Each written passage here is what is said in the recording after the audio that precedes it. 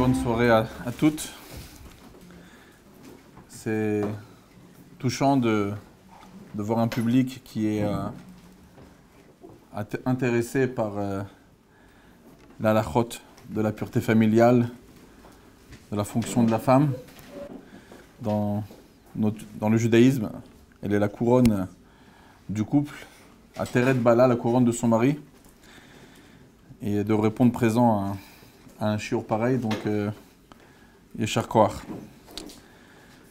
On va poser quelques questions pour pouvoir comprendre la mission extraordinaire que Dieu a donnée à la femme. C'est un grand mérite et en même temps une grande responsabilité.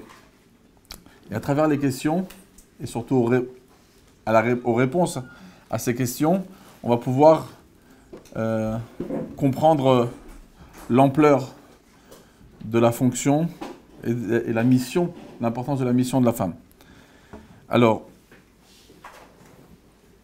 on va commencer avec une Mishnah qui est très populaire dans Pirkei Avot, à la fin du 3e chapitre. La Mishnah, elle dit, au nom de Rabbi Elazar ben Chismeh, qui est un grand Tana, que Kinin ou Pitre Nida en goufé halachot.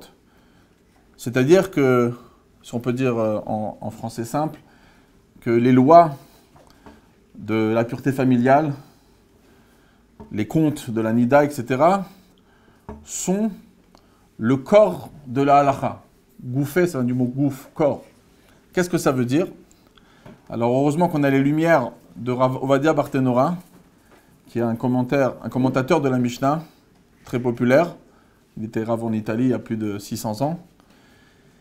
Et lui, il explique également avec Rabbi Yosef Karo, qui est venu un petit peu après. Rabbi Yosef Karo, aussi dans les lois de Deot sur le Rambam, il va y donner la même explication à cette Mishnah. La Mishnah, elle nous dit, très simplement, que En Goufé Halachot, ça veut dire quoi? C'est-à-dire que la Torah, lorsqu'on l'étudie, elle nous amène des récompenses. Les mitzvot nous amènent des récompenses. C'est évident qu'on ne fait pas les choses pour recevoir quoi que ce soit, mais c'est un fait que les mitzvot nous apportent des récompenses dans le monde spirituel et sur terre, et la Torah apporte énormément de récompenses. Donc, tout le monde sait que la Torah, c'est une source de bracha. La Torah, elle commence par Bereshit avec un bet.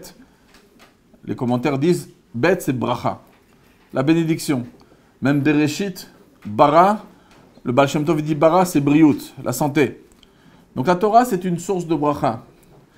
Mais, lorsqu'on étudie les halachot de la pureté familiale, eh ben, en goufé Torah, ça veut dire quoi? Ikar asachar. L'essentiel de la récompense, de l'étude de la Torah nous amène des récompenses. Mais les plus grandes récompenses de la Torah sont lorsqu'on étudie la halachot de Taharat HaMishpacha. Les lois de Nida, les lois de la pureté familiale. Donc, ce qu'on va essayer de comprendre, c'est pourquoi.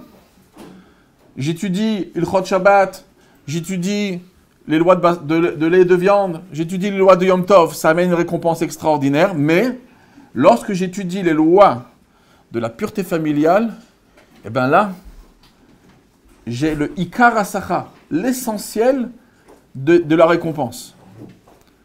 C'est incroyable. Donc ça, en même temps, ça peut encourager tout le monde à étudier sa halachot, parce que la Torah nous amène la bracha, mais l'essentiel de la bracha, c'est les lois de la pureté familiale. C'est ça le pshat de la Mishnah, l'explication de la Mishnah, que en goufé halachot. Ce sont le corps de la Torah, c'est l'essentiel de la récompense. Pourquoi? On va parler aussi une deuxième question sur une Mishnah qui est aussi populaire au 2e chapitre de Masechet Shabbat, dans la page 31. La Mishnah, alors elle n'est pas très sympathique à entendre, mais ce que nous on veut retirer de cette Mishnah, ce n'est pas le côté négatif, c'est le côté positif. La Mishnah, elle nous dit, parmi les choses, il y a 3 choses, chas v'shalom, qui mettent en danger la maman au moment de la naissance. Et chas v'shalom pourrait coûter la vie de la personne, de la maman, au moment de la naissance. Parmi les 3 choses, et c'est la partie qui nous intéresse le plus ce soir, c'est al she'enam zeirot banida. S'ils ne font pas attention aux lois de Taharat HaMishpacha. ceux qui ne font pas attention à la loi de Tarat Mishpacha, il pourrait se passer le pire des scénarios. Alors la question aussi qui se pose, pourquoi c'est aussi grave que ça? Ça laisse sous-entendre que la femme, elle a une mission sur cette terre, et si elle ne fait pas cette mission, elle n'a plus raison d'être. Et c'est pour ça qu'elle se met en danger lorsqu'elle ne fait pas attention à la pureté familiale. Pourquoi c'est aussi sévère que ça? Et en plus, pourquoi Dafka à ce moment-là? C'est un peu cruel. Pendant la naissance, Chas v'Shalom, un scénario pareil. Alors c'est pas notre habitude de parler de choses négatives, mais ici c'est quand même important à comprendre l'importance de l'impureté familiale, à tel point que la Mishnah elle dit qu'il peut arriver le pire des scénarios au moment de la naissance. Pourquoi cette sévérité? Le Harizal, tout le monde le connaît, il a des explications dans le Sefer Etzraim, qui a été écrit par son élève, le Rav Vital, mais ce sont les enseignements du Harizal. Dans le Etzraim, le Harizal, il dit quelque chose d'étonnant. Il y a un verset dans le prophète Jérémiyahu. Le verset, il dit la chose suivante, que Mikvé Israël, je traduis l'espoir du peuple juif, pas le mot Mikvé. Mikvé, ça veut dire espoir, ça vient du mot tikva. L'espoir de Israël, c'est on met notre espoir sur notre Créateur. Donc l'espoir du peuple juif. L'otier, l'amatier keger baaretz. Pourquoi tu serais comme un étranger sur cette terre? Alors le sens simple, ça veut dire qu'un juif, il doit être plein de foi, plein de confiance en son Créateur. Et s'il n'a pas cette confiance en son Créateur, Mikvé Israël, ça veut dire l'espoir du peuple juif, si elle n'est pas présente, alors Chas v'Shalom, tu serais comparé aux autres personnes qui habitent cette terre, c'est-à-dire, tu pourrais être comparé aux non-juifs. Qu'est-ce qu'il y a de particulier dans le peuple juif si tu n'as pas cette foi extraordinaire du peuple juif? Ça, c'est l'explication simple du verset de Jérémie. Par contre, le Harizal, dans le Etzraim, il explique ça autrement. Il explique Mikvé Israël. Il dit le mot Mikvé, ça veut dire quoi? Ça veut dire le Mikvé, l'endroit où les femmes se trempent. Eh bien, Mikvé Israël, pour qu'on soit juif, que ce soit la maman, que ce soit les enfants, il faut le Mikvé. Comme ça, il traduit. C'est bizarre. La judicité d'un enfant dépend de la maman, c'est tout. Pas de son Mikvé. On va prendre un cas à l'extrême. Une femme juive qui aurait une relation avec un non-juif, qui aurait mis au monde un enfant. L'enfant, il est juif. Il n'a pas besoin de conversion. Il est juif à part entière. Il peut faire sa bar mitzvah, il peut faire sa brit milah. Et donc, la judicité d'un enfant ne dépend pas du mikvé, dépend uniquement de sa mère. Avec mikvé ou sans mikvé. Qu'est-ce que l'Arizal, il veut dire? Il dit, pour être juif, que ce soit les enfants, que ce soit la maman, eh ben, ça dépend de son mikvé. Et si elle n'a pas de mikvé, elle ne sera pas Israël. Ça, le pshat du pasuk. Mikvé Israël. Tu veux être un Israël? Tu veux être un juif? Va au mikvé.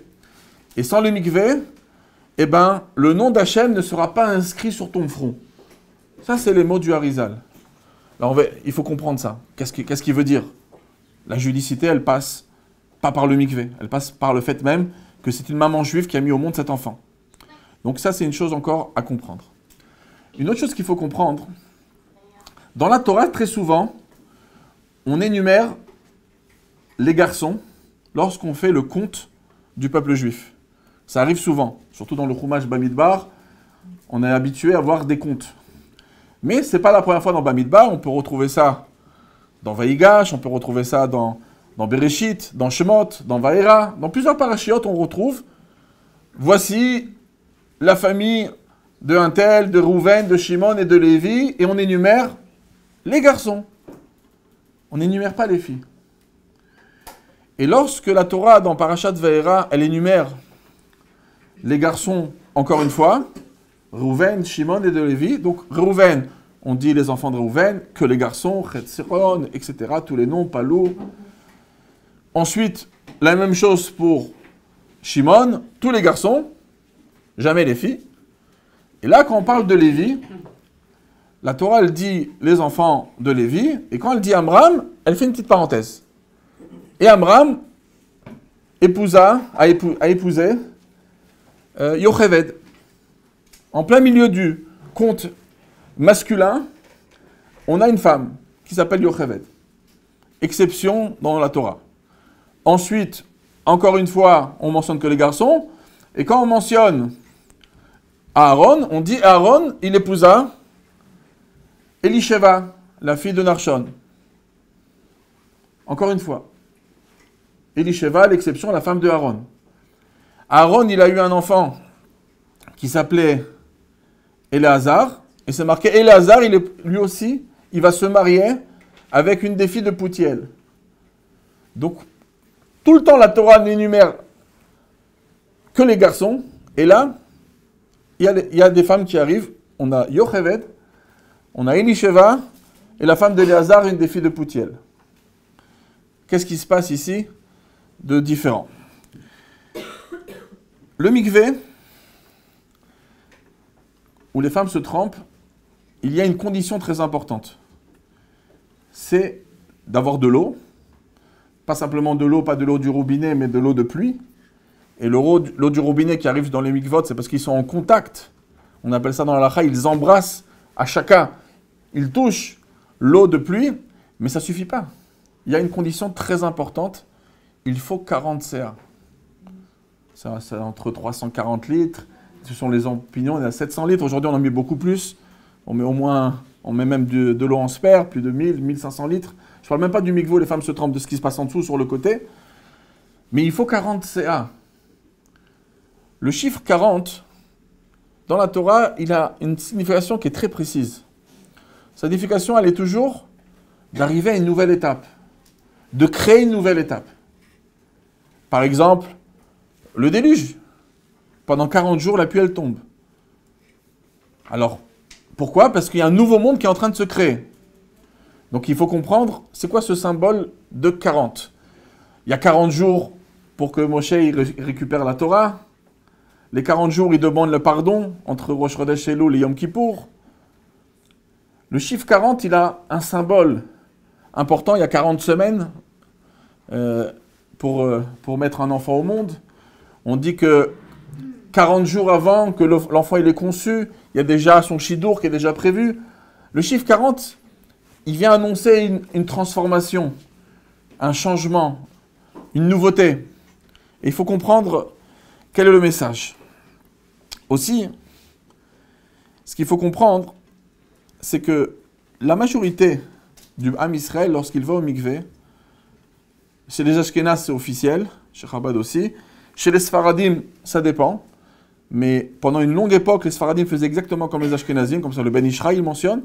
C'était d'abord de se tremper et ensuite de faire la bénédiction du mikvé. Après, il y a des autres opinions. Rav Yosef, il dit qu'on peut faire la bracha avant. Mais en tout cas, beaucoup se trempent et ils font la bracha ensuite.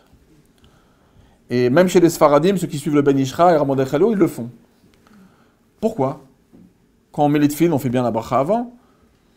Quand on fait une mitzvah avant de mettre les mezuzot, on fait bien la bracha avant. On fait toujours une bracha. C'est marqué dans le Talmud, dans la page 7 de Psachim. Over la siyatan, avant que tu fais une mitzvah, tu fais la bénédiction. Pourquoi faire la bénédiction après de s'être trempé? La réponse est étonnante. Les Rishonim, ils répondent parce qu'un non-juif, lorsqu'il se trempe au mikvé, il n'est pas encore juif. C'est après l'immersion qu'il sera juif. Alors comment il pourrait faire la bracha que Dieu m'a ordonné à Cher Kiddishanu Bezdab de me tremper lorsqu'il n'est pas juif? Donc on est obligé de se tremper, tu es juif et là tu fais la bracha, la bénédiction après. C'est étonnant. C'est lui l'exception. Les femmes juives quand ils se trempent, ça c'est la majorité des cas, qu'une femme elle se trempe au mikvé. On va changer, les femmes ils vont changer l'ordre de la bénédiction uniquement parce que lorsqu'un non-juif se trempe au mikvé, lui, il n'a pas le choix que de faire la bénédiction après. Alors pourquoi on doit être dépendant de l'exception? Grande question qu'on se pose. Et dernière question, avant d'arriver aux explications. Si vous avez suivi, on est à la 7e. C'est marqué dans le Talmud qu'avant de faire la prière le matin, on n'a pas le droit d'étudier quelque chose qui pourrait nous prendre la concentration. Quelqu'un il va étudier le Talmud, étudier un Tosfot, étudier des questions sur Rashi. C'est pas évident d'étudier avant là-dessus là. Pourquoi? Parce que ça nous déconcentre. Quand on va prendre le Sidour, une personne elle peut être perturbée par une question, mais c'est le moment où on prie. Donc on ne peut pas, avant de prier, faire de l'étude. Par contre, il y a une exception, c'est si on étudie une halakha simple, sans complication. Comme ça, la Gemara dit dans Brachot, page 31. Une halakha simple. On peut imaginer des centaines d'exemples d'halakha simple. D'accord? Qu'à chaque fois qu'on fait motzi pour Shabbat, il faudrait avoir 2 pains de chalot entières. Voilà, une halakha simple. Quel est l'exemple donné par le Talmud? C'est-à-dire, on est en plein Maseret Brachot, ça n'a rien à voir avec la loi de la pureté familiale. On est simplement en train de dire qu'avant de prier, on ne peut pas étudier sauf une halakha simple. Et l'exemple unique qui a été donné dans le Talmud, Rabbi Zera, il dit, c'est cette halakha de Rabbi Zera, les femmes juives sont tellement rigoureuses dans la loi de pureté familiale qu'ils vont faire 7 jours de propreté même s'ils voient même une seule goutte de sang. Dans la terme du Talmud, Yoshvim Shivanekim afilo al tipat dam kacherdal. Bizarre. En plus, on est en train d'étudier Brachot, on n'est pas en train d'étudier une Masechet qui parle de la loi de pureté familiale. Il y avait que ça à donner comme exemple. Pourquoi? Le seul exemple d'une halakha qu'on peut étudier avant la prière, c'est qu'une femme, elle est tellement rigoureuse, et c'est eux qui ont inventé cette roumra, parce que une femme n'est pas une zavak dola, c'est lorsqu'on voit, on reçoit du sang quand c'est pas le moment, quand c'est pas censé recevoir ses règles, alors ça devient maladif, et là il faut 7 jours. Mais les femmes, quand ils reçoivent leurs règles, c'est au moment où ça arrive, où ça devait arriver. Et pourtant, les femmes font quand même 7 jours de propreté. Pourquoi? C'est le seul exemple qu'on a trouvé à dire. Alors, pour comprendre, on va essayer rapidement de comprendre la Gdusha.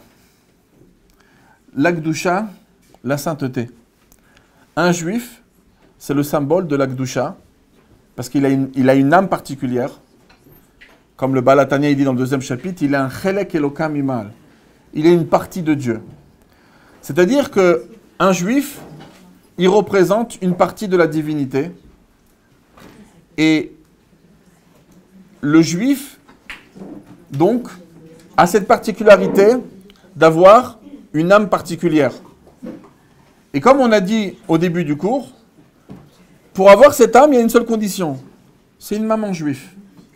Il suffit que la mère est juive pour que son enfant, il a cette âme-là. Mais pourtant, alors, vous vous rendez compte la sainteté qu'il y a dans une âme? Une partie de Dieu? C'est énorme. Alors pourquoi, lorsque la Neshama, elle est aussi kadosh que ça, elle est aussi sainte que ça, pourquoi une personne, a priori, n'a pas autant de Gdusha qu'un livre? Il y a des halachot, même quand on change un bébé, il faut donner le dos à la séfria. Même quand on allume les bougies de Shabbat, on veut changer un bébé, on veut lui changer sa couche. Eh bien, dans le Shulchan Aruch, dans le Siman de Resh Hayne, c'est marqué qu'on ne peut pas le faire devant les bougies. C'est une mitzvah, il y a un respect, il y a quelque chose de kadosh ici qui est en face de nous. Eh bien, c'est où qu'on va le changer dans une autre pièce ou qu'on donne le dos. Et qu'on essaie de cacher le bébé des livres, qu'on essaie de cacher le bébé des nérodes de Shabbat. Pourtant, devant son mari, on peut échanger un bébé, c'est pas un problème. Et pourtant, il a une neshama. Il a une partie de Dieu. Il y a des choses qu'on peut faire devant un être humain, devant un juif, qu'on ne peut pas faire devant un livre, qu'on ne peut pas faire devant un Ron Kodesh.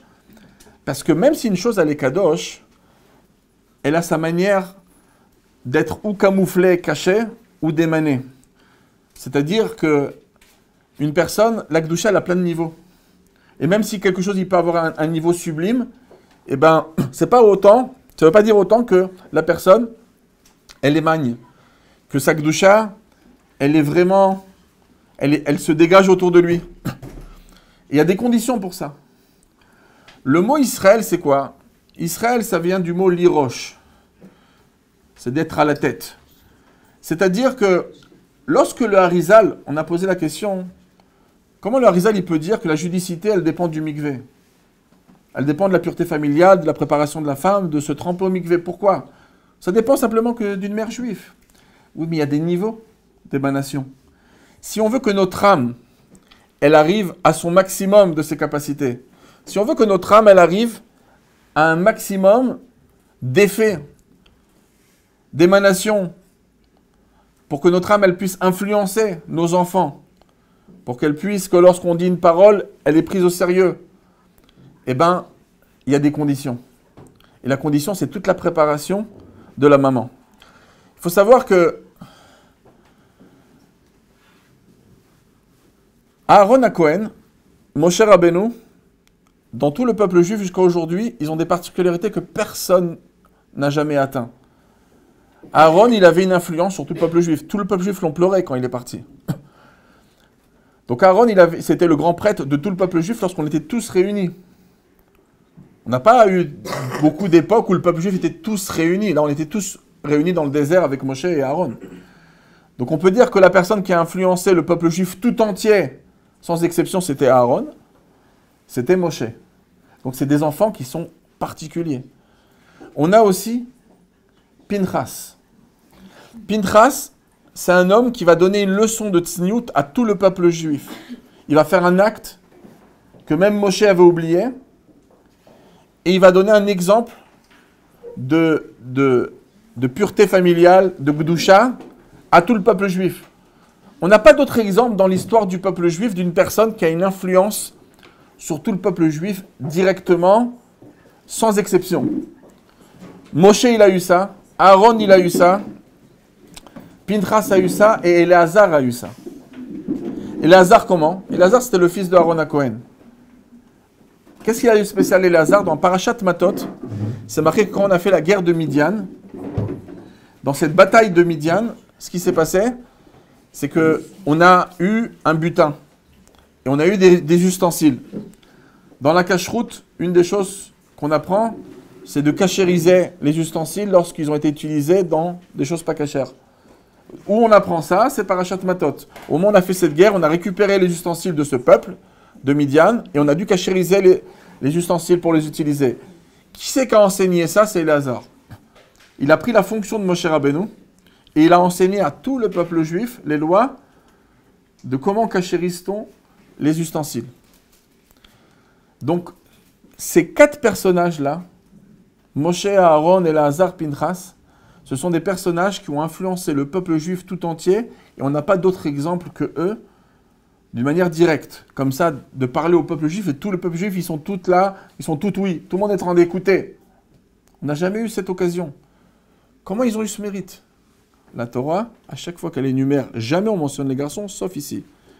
Ben, Aaron et Moshe, vous savez pourquoi ils sont spéciaux? C'est par la maman, Yocheved. Vous savez pourquoi, et en vérité, Éléazar il est particulier? C'est Elisheva, la maman, la femme de Aaron.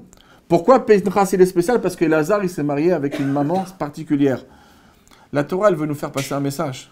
Elle ne veut pas nous parler que de ces mamans-là. La Torah, elle a envie de nous apprendre une chose. Que si on veut qu'un enfant il soit particulier, qu'il fasse la différence, ça dépend de la maman, pas du papa. Alors c'est sûr, les papas, quand on leur fera un cours, on aura un certain discours avec eux. Mais la vérité, la femme, c'est la Akeret Habayit. C'est la base de son foyer. De la même manière qu'un mari, il peut être le plus grand kabbaliste du monde, son enfant ne sera pas juif par sa judécité à lui. Par contre, la maman, elle est juive, l'enfant est juif. Eh ben, c'est pas simplement la judicité d'un enfant qui passe à travers la maman, mais la gdusha, la sainteté d'un enfant, et toute la maison, toute la lumière qui est dans un appartement, elle passe uniquement et essentiellement par la maman. Alors c'est sûr, le mari doit étudier la Torah, il influence, il aide dans l'éducation, mais c'est la maman qui fait la différence. C'est ça que la Torah veut nous apprendre. On n'énumère jamais les mamans, sauf ici, parce que c'est des exemples que c'est des enfants qui ont été hors normes. Et bien, vous savez pourquoi un enfant est hors norme? C'est grâce à sa mère. Donc c'est la gdusha de la mère. Et pourquoi on prend un exemple d'un guerre? Une femme va se tremper, elle fait la bracha après de se tremper, tout ça parce qu'un converti, lorsqu'il il ne peut pas faire sa bracha avant, mais quel rapport? Pourquoi l'exception, elle doit prendre la règle générale? Il y a un grand message qui passe ici. Un converti qui rentre dans l'eau, il y a une mutation, il y a une transformation incroyable. Il n'était pas juif, il devient juif. Tout le monde comprend que quand un non-juif rentre au mikvé pour se convertir, il y a eu une transformation incroyable. Et bien c'est ça le message. C'est lui qui montre l'exemple. Chaque maman, lorsqu'elle va à son mikvé, il y a quelque chose de nouveau qui se crée. Et il y a toute une préparation à ce moment-là.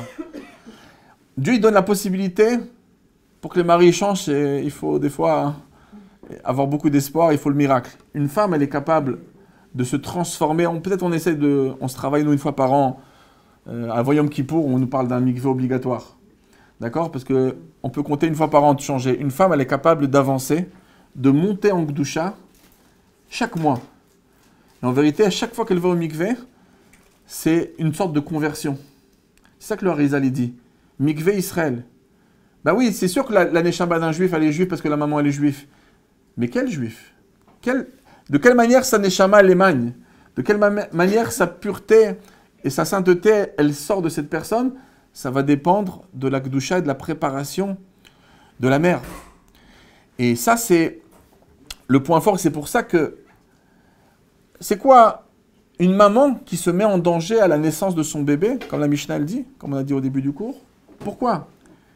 Parce que ici, la fonction d'une maman, c'est de monter une génération. C'est de créer une spiritualité dans la future génération. Et ça dépend que d'elle. Et la Mishnah, elle veut nous l'apprendre à la dure. Elle nous dit, si la femme ne fait pas attention à ses lois de pureté familiale, la manière de se préparer, la manière de faire ses bdikot, la manière de se tremper, la manière de ne pas avoir d'interruption avec l'eau, si elle ne fait pas attention, elle est en train d'abîmer sa mission. Parce que la sainteté de Israël, elle va passer à travers cette préparation et à travers ce mikvé. Et c'est pour ça qu'on dit, une maman, c'est quoi une maman? Ima. Ima, c'est d'être maman. Donc tu es en train de mettre au monde un enfant. Pourquoi, chas v'shalom, ça pourrait se passer quelque chose à ce moment-là?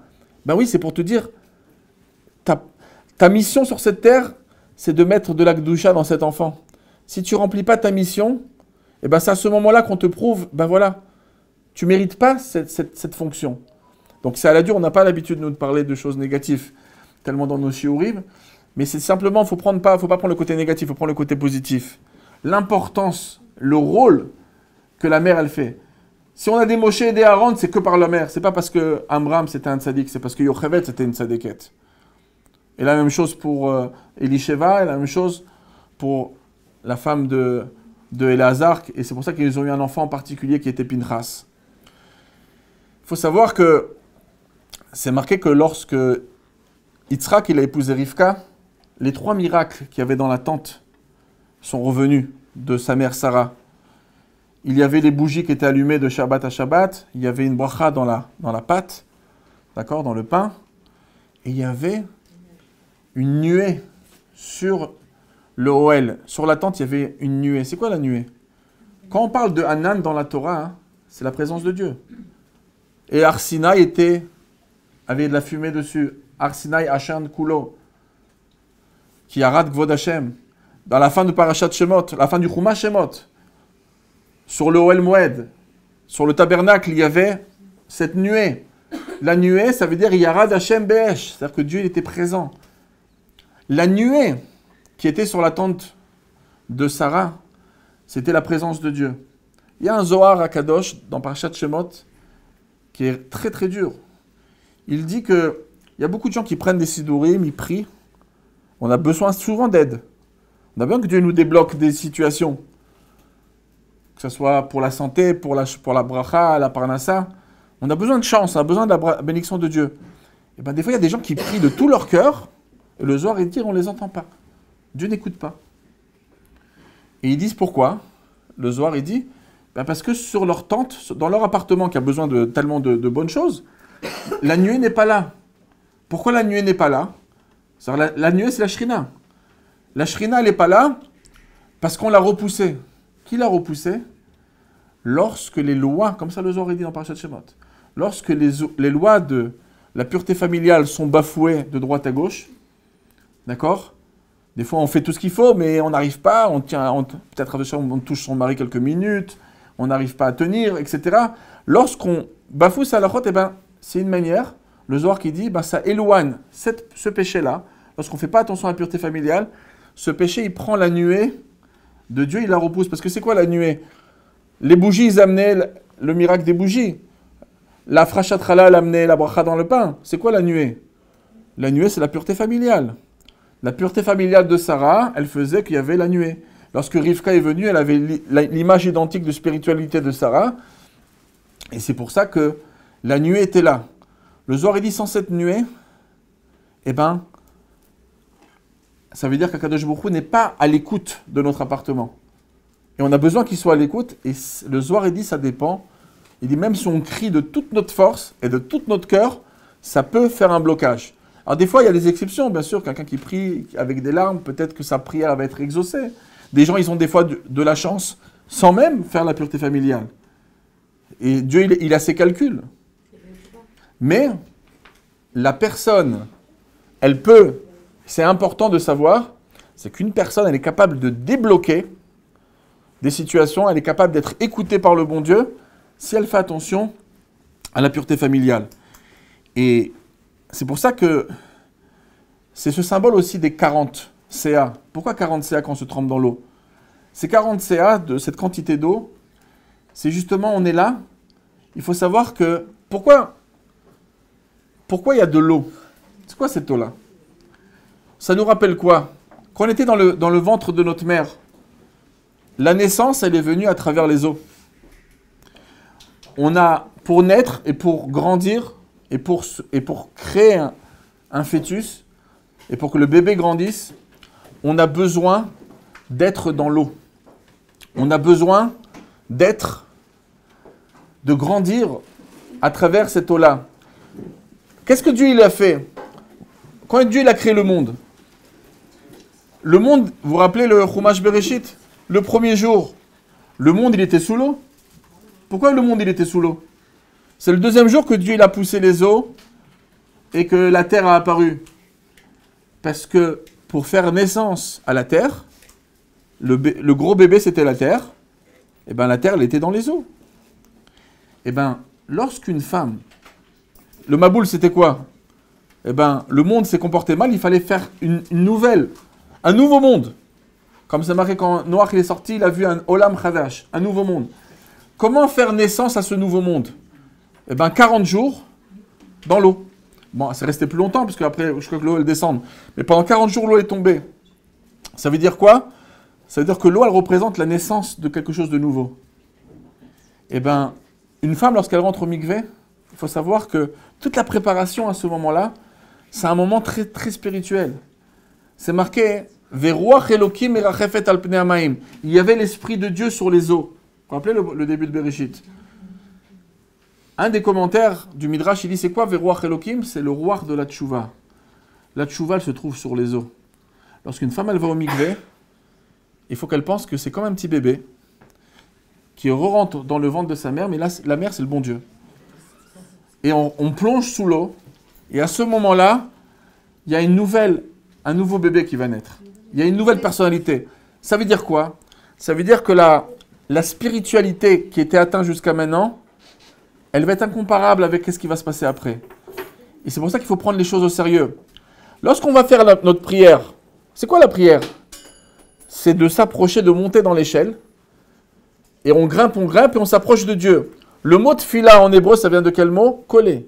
Atofel klicheres, lorsqu'un ustensile en argile il s'est cassé, on le recollait. Le terme recoller, c'est atofel. Tfila, ça veut dire se coller à Dieu. On est là, on monte jusqu'à qu'on arrive à la Hamida, on se colle à Dieu. Ben, c'est un moment de spiritualité sublime. Et ben, comment on se prépare à la tfila?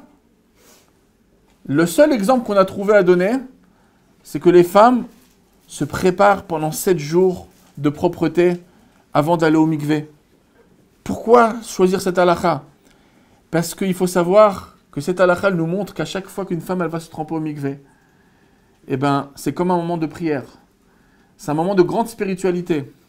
Il y a un élève du Harizal qui est très connu, qui s'appelle le Rabbi Eliyahu Vidash. Le Sefer, il est très connu, vous l'avez entendu souvent, Reshit Chochma.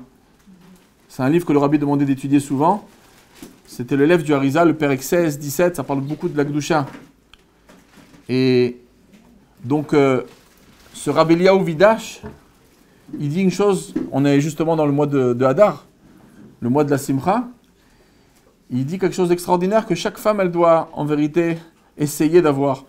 Et des fois, c'est pas évident parce que très souvent, quand une femme, elle se prépare, il y a la pression, il y a les enfants, on arrive à peine à se débrouiller, à trouver un moment pour partir au mikvé. Et il y a peut-être un petit peu de pression au mikvé, il y a des femmes qui attendent, il y a un tour, etc. Et on est capable de passer à côté d'un moment extraordinaire. C'est un grand Mazel Tov lorsqu'on sort de l'eau. C'est un bébé qui vient de naître. Une nouvelle entité. C'est une conversion qui vient de se passer. C'est comme le guerre. Alors il dit, quel sentiment on doit avoir dans l'eau? Un sentiment de simcha. Comme ça, il dit, c'est très important. C'est car si une femme, elle se trempe dans le stress, c'est pour ça qu'on essaye de travailler beaucoup depuis plus de quelques centaines d'années, et surtout ces dernières années, ça fait plus de 100 ans qu'on essaye de réfléchir comment le mikvé soit le plus classe possible, et que l'eau elle soit à une bonne température, et qu'il y a de la propreté, et que ça sent bon, etc. On essaye vraiment. Pourquoi? Parce que c'est super important que la femme elle rentre complètement épanouie, mais surtout avec beaucoup de simcha. Et ça, rappelez-vous du Reshit Chochma, il écrit ça dans la porte de l'amour pour Dieu. Il dit Shara Ahava, il dit lorsqu'on se trempe au mikvé, lorsqu'une femme se trempe au mikvé, elle doit avoir un sentiment de simcha, de cette nouveauté, de cette gdusha supplémentaire que Betsa on veut lui donner. Et donc, je terminerai simplement par un enseignement simple, à part le fait d'avoir peut-être un petit peu goûté, un peu compris l'importance de la femme dans cette mission. Et c'est pas pour rien, les gens ils disent, mais pourquoi les hommes, on leur a pas cassé la tête avec toutes ces halachot? D'accord? Pourquoi les femmes, les pauvres, et c'est eux qui subissent ce moment indisposé, ces complications? On n'aurait pas pu mettre ça sur les hommes un petit peu? On a mal là, on a chaleur, un peu de chaleur dans le corps, mal aux jambes, etc. Pourquoi tout ça? Parce qu'on ne peut pas compter sur les hommes. C'est la seule réponse. Le Maharal de Prague, il dit on ne peut pas compter sur eux.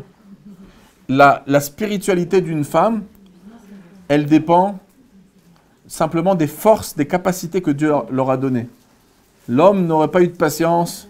Après un seul enfant accouché, il ne serait jamais retourné une deuxième fois, etc. Pour moins que ça. Les femmes, ils ont cette force que l'homme n'a pas. C'est pour ça que quand Mashiach va venir, là, si les hommes ils peuvent jouer un petit peu leur showman, etc., ça va être terminé. Quand Mashiach va venir, c'est la femme qui sera la couronne de son couple.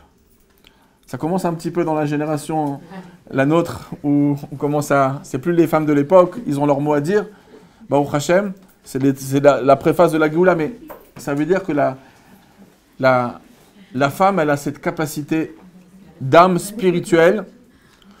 Et c'est pour ça que souvent les hommes, ils pensent, ouais, nous, on a plus de mitzvot que vous, les femmes.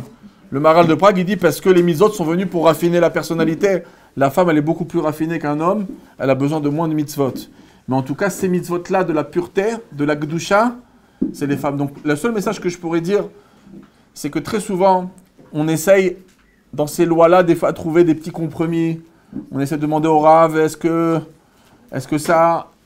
peut éviter de faire ça, ou est-ce qu'on pourrait aller avec cette ratsit ça-là, etc. Il faut être dans un autre optique.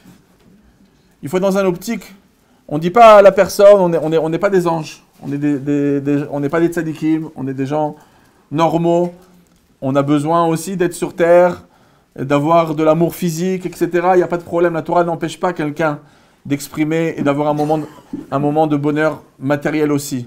Mais Akadosh Baruch Hu, il attend de nous, et surtout des femmes, quand même, de cette préparation, d'être une préparation de Gdusha, et de ne pas chercher les coulottes. Au contraire, le Sidrei Torah, il écrit que dans la Torah, très souvent, c'est pas bien de faire trop moite non plus. Mais dans ces lois-là, c'est positif. Pourquoi? Parce que la sainteté de nos enfants, la Gdusha qui émane de la maison, la nuée qui est sur notre tente, elle va dépendre de cette mitzvah-là. Donc, Bezrat Hashem, que vous puissiez